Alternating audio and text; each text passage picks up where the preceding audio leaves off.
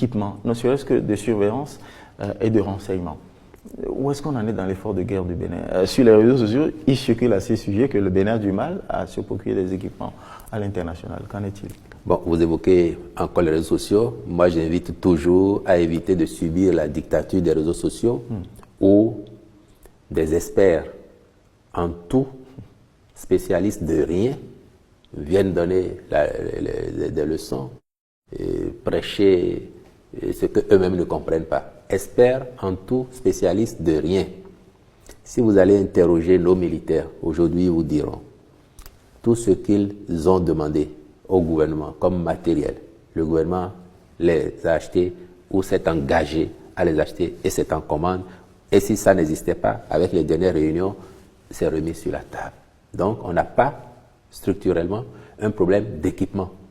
D'ailleurs, le ministre de la Défense a eu l'occasion de vous dire tous les efforts que nous avons faits pour rendre notre armée aujourd'hui opérationnelle.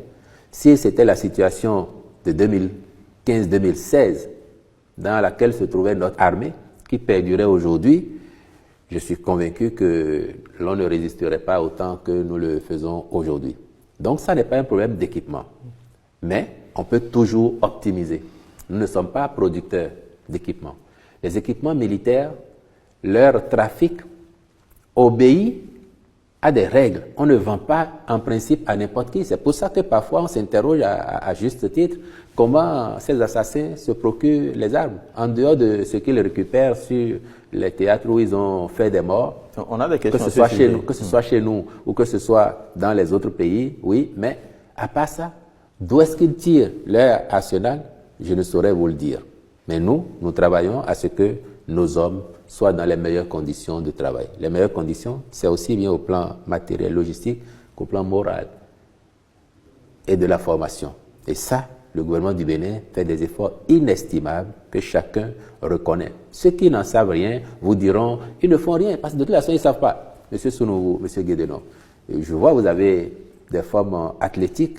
Je vous soupçonne de pratiquer un peu de sport. Peut-être jouez-vous au football, ne serait-ce que les dimanches, comme nous autres. Mais vous savez très bien que la forme, on l'a pas plus que vous. Quand il y a un match de foot, parfois, les gens qui font les commentaires, qui trouvent que tel joueur, même si c'est le meilleur joueur du monde, et qui, le jour-là, est dans une méforme passagère, et les gens qui, à vue d'œil déjà, ne ressemblent pas à ceux qui font du sport ou à ceux qui peuvent taper dans un ballon, c'est eux qui vont vous dire c'est un mauvais joueur, il devait être ici, il devait faire ça.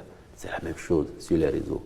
Les experts de tout et spécialistes de rien dont je parle là, c'est eux. Vous avez aussi besoin de ces critiques pour savoir comment il faut réaménager les choses. Qu'il y ait des critiques fondées, oui, c'est normal. Et j'ai dit tout à l'heure, j'excuse ceux qui sont de bonne foi et qui font des critiques, même lorsqu'elles ne sont pas justes. Ça, on comprend. Mais ceux qui sont payés pour véhiculer que on ne fait pas ce qu'on doit faire. L'armée n'est pas équipée. Pour que le gouvernement a du mal à faire ce qu'il doit faire. Donc, du mal. Il faut savoir distinguer. Parce que sur cette question, on entend aussi que le Bénin aura des difficultés à s'approvisionner en armement j'ai dit tout à l'heure, j'ai dit que c'est pas le Bénin. J'ai dit, c'est pas le Bénin seulement. Quand vous évoquez ça, là on est en situation normale, conventionnelle, pas asymétrique.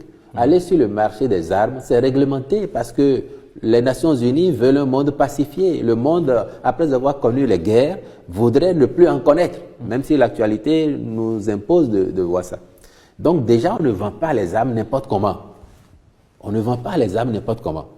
On a dit, il y a des armées qui, du fait de l'histoire, se sont structurées, ont des départements qui sont dédiés à aller négocier avec des fabricants et autres. D'autres doivent passer par des intermédiaires, parfois 5, 10, 20, et qu'il faut que ce soit tracé jusqu'à ce que ça aille. Le pays ne se lève pas, va voir le premier fabricant pour dire « moi j'ai besoin de telle arme ». On se demande qu'est-ce qu'ils veulent faire avec. Où est-ce qu'ils vont les utiliser maintenant que la donne mondiale, c'est pas seulement en Afrique, il y a le terrorisme partout. Ça se manifeste de plusieurs façons. Et ça, c'est aussi une donne qui va peut-être faire évoluer les pratiques pour que désormais on considère qu'il y a certains qui sont vraiment confrontés à ce phénomène et qui auront besoin d'aménagements spécifiques pour avoir accès plus facilement à certains types d'armes. Parce que les armes aussi, c'est classifié.